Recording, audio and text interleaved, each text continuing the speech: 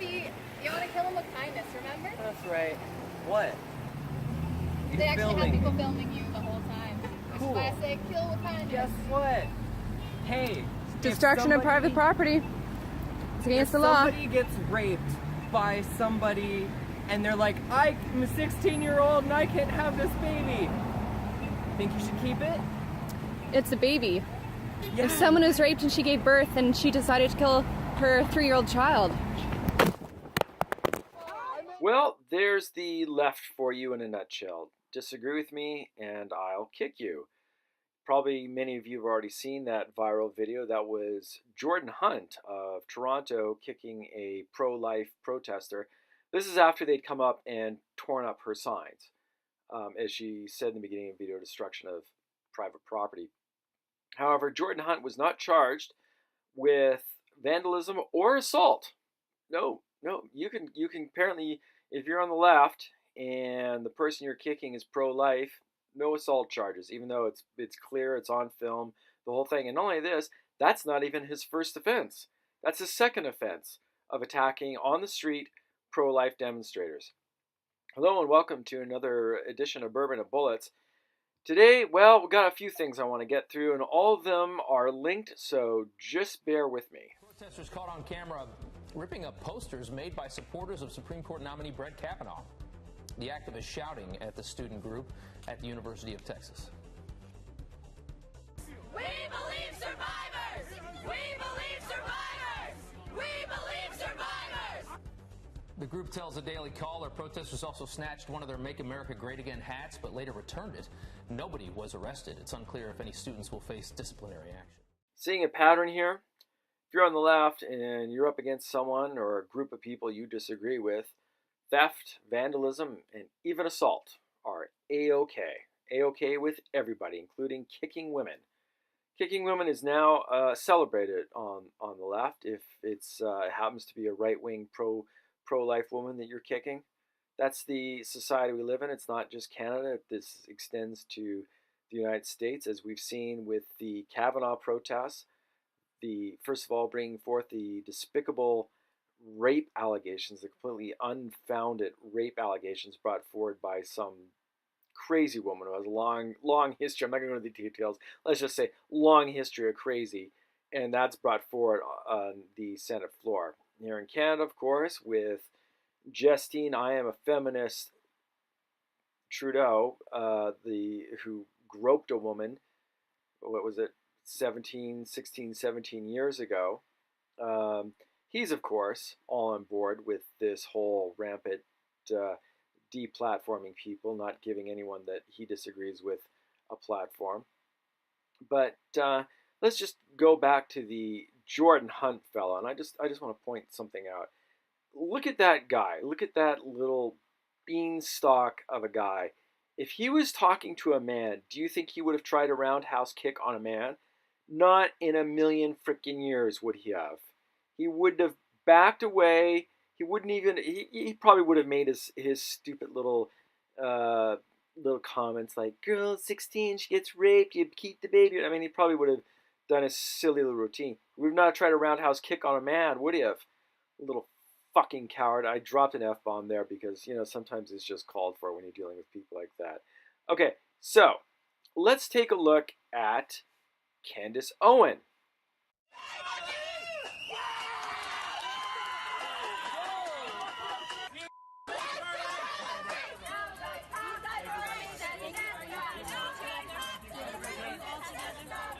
Wow. Conservatives under attack. You have Candace Owens, you're watching her there from yesterday, and Charlie Kirk. They were both ambushed because they were having breakfast in Philadelphia. That's it. So as you heard, that was Candace Owen, a very intelligent black conservative woman, very attractive black conservative woman. I suppose that's neither here nor there, but she is quite an attractive woman, I think. And I think all the more sexy because she is highly intelligent and on a conservative bent. And as reports stated, her and her friend were simply having breakfast in Philadelphia. I guess they were in town for some sort of event. And these Antifa thugs saw them and they rallied around and invaded the restaurant. The earlier video showed them actually coming into the restaurant and sort of they're forcing them to leave, and then they crowded around them outside, while all of the black police officers who they were accusing of being white supremacists, along with Candace Owen, a black woman, of being a white supremacist. Now, all these demonstrators, all of them to a person, were all white. And so all these white demonstrators calling a black woman a white supremacist. And they see no hypocrisy. They see nothing wrong with that, whatever. And all of their cohorts, all the SJWs in university, all the little snowflakes that talk about how evil, white privilege and how evil Western culture is, don't think they are not fully on board with that. Don't think that if they know who Candace Owen is and what her views are, they'd say, yeah, white supremacy, she should be kicked out of a restaurant. Black woman kicked out of a restaurant. How progressive. Okay, but let's see, let's put the shoe on the other foot, shall we? Try love, try love, try love. You see, they laughing at me. You heard them, they scream at me. They bully me. They bullied me backstage. They said, don't go out there with that hat on. They bullied me backstage. They bullied me. And then they say, I'm in a sunken place. You want to see the sunken place? Okay, I'm going to listen to y'all now. Or I'm going to put my Superman cape on. Because this means you can't tell me what to do. Follow your heart and stop following your mind. That's how we're controlled. That's how we're programmed. If you want the world to move forward, try love. Thank y'all for giving me this platform. I know some of y'all don't agree, but y'all be going at that man neck a lot, and I don't think it's actually that helpful. I think the universe has balance. 90% of news are liberal. 90% of TV, LA, New York, writers, rappers, musicians. So it's easy to make it seem like it's so one-sided. So, of course, that was Kanye West on SNL. That video has also gone somewhat viral, but maybe some of you haven't seen it. That was part of his act, and he gave this sort of impromptu speech because people were laughing at him and trying to bully him. And as you heard him say, the producers on the show were trying to stop him from wearing his MAGA hat on stage. And he took exception to that and gave this impromptu speech, which was censored by SNL. But there is a black man. He's not yelling at. He's trying to have a teaching moment for a predominantly white audience in SNL on Saturday Night Live, and he's not berating them. He's calling for love and understanding. He's thanking his stage mates for allowing him to have this platform, even though he knows a lot of them disagree with him. Perfectly reasonable, well argued, and what does he get for his pains? He's censored. But I suppose that's white supremacy too, isn't it? Because if a black man is on the other side of the aisle, i.e. he's a conservative, he prefers a Republican if you're in the U.S. or whatever country you're in, then of course it doesn't matter the color of your skin, you're still a white supremacist. As later came out on Twitter, Chris Evans, aka Captain America, he also criticized Kanye for making the speech, even though it was censored. It still got out online, and he criticized him, saying, how dare you not educate yourself? Yeah. So, as Candace Owen actually said in reply to Chris Evans, so you're calling him a dumb N-word. She didn't use N-word, she used the expletive in its whole, but I'm not comfortable saying that, so I'll leave it out. But yeah, that's what it comes down to. That's it used to be called the soft bigotry of low expectations when you made those sorts of comments to minorities. But this isn't soft bigotry. This is out and out bigotry. That's where we're at now. Okay, so moving on. Let's follow what's been happening, because really a lot of this is coming to a head with the Kavanaugh stuff. I mean, in the U.S., the left has pulled all the stops and has gone completely insane.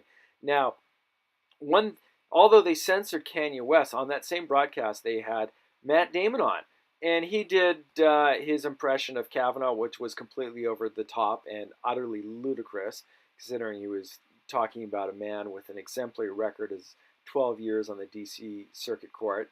But of course, all the trained SEALs on the left laughed hysterically at it and said, "Oh my God, boy, that Matt Damon, he really showed that Judge Kavanaugh." Look, I like beer, okay? I like beer. Boys like beer. Girls like beer. I like beer. I like beer. Matt Damon. Matt Damon. Matt Damon. Matt Damon. But Matt Damon wasn't the only one to get in on the action. We also saw Amy Schumer getting arrested, quotation marks, at the Senate building along with some supermodel chick she dragged along because, well, you know, she hasn't been, her comedy specials have been tanking, so she's got to do something to show up in the media.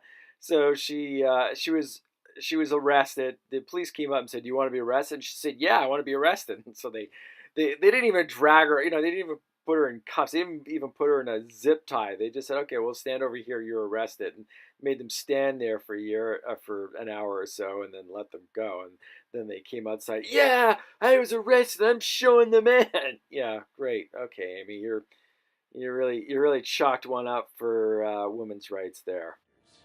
We live in a dark time. The world is becoming more and more violent, and the idiots in charge are making it worse. What the world needs is an international advisory committee who truly understands global politics, namely us. The time has come for us to start using our acting talents in a different way. Yes, we can use our powers to change the world. We will persuade everyone to drive hybrid cars and stop smoking. If we focus our acting on global politics, we can change everything and stuff. As actors, it is our responsibility to read the newspapers and then say what we read on television like it's our own opinion. That, of course, a famous scene from Team America World Police. Very funny movie if you haven't seen it. Back then, a bit of an exaggeration, and today, not an exaggeration at all.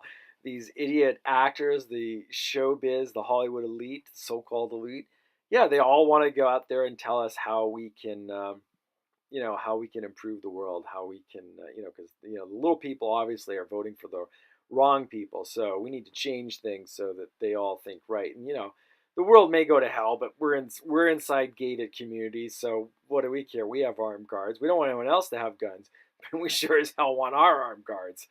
But what's interesting is Amy Schumer, after her arrest, she went outside with her supermodel friend. I mean, why is the supermodel there? I mean, what? Slow week, you decided, oh yeah, everybody sees me an idiot. I know, I'll go to the Senate building and get arrested with Amy Schumer. That'll be so cool. So after she's came outside and the finish of her arrest, she's giving some stupid speech. And, well, here, you have a listen. No matter how this goes, they cannot keep us down. We will win.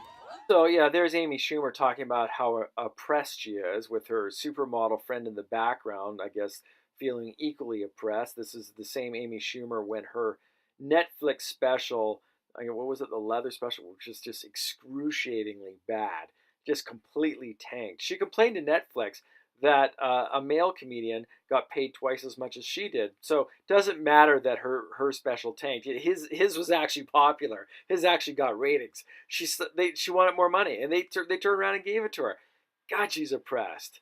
I mean, doing $2 million for a comedy special that nobody liked, that Netflix actually had to change their entire rating system for because otherwise, people would see, the ratings for it were so bad, they couldn't have it. They had to protect this idiot. But what's more interesting is look who's standing in the background. That is Linda Sarsour, the Muslim woman from Brooklyn, the organizer, or one of the major organizers of the Million Woman March. This is a woman who strongly believes in Sharia law. She believes that women should all be covered. She believes that men have more rights than women. I mean, under Islamic law, that's how it goes. It's 1/3 of a man's opinion. That's what Amy Schumer is being supported by. This is one who does not believe in the United States Constitution. She believes that Muslims need to have a jihad against the President of the United States and by extension the country as a whole. She believes that Sharia law should take precedent over the Constitution and, you know, American law. That would be English common law, which we also have in Canada. Oh, and look here. Here we have the brave feminist warrior talking about Bridget Gabriel and Ayaan Hirsi Ali, two women who, because they disagree with her and don't believe in radical Islam, she says, well, I'm not going to repeat it, but you can read it for yourself. She says pretty despicable things about them. And then, of course, here she is doubling down on her belief in Sharia law, talking about how reasonable it is. Because, you know, throwing gays off of the roof and cutting the hands off a thief, making women be completely draped in black fabric from head to toe so they don't show an inch or a millimeter of skin, I should say. Yeah, that's all perfectly reasonable. Sounds good to me. I'm sure most women don't, and of course it doesn't sound good to me. Not everyone gets that I'm being sarcastic sometimes, so just so you know. Yeah, that's who Amy Schumer wants rallying behind her. That's who, and if you saw, she was right there, you know, sort of mouthing, yeah, right on, sister, yeah, that's great. And then of course the idiot supermodel in the background is also going, yeah, Linda Saussure, great, yeah. Not realizing that if she had her way, you would no longer have your lucrative career as a model, you know, standing around with your midriff showing, not wearing a bra. That would be verboten under what Linda Saussure wants for you, frickin' idiots. God. Okay, anyway.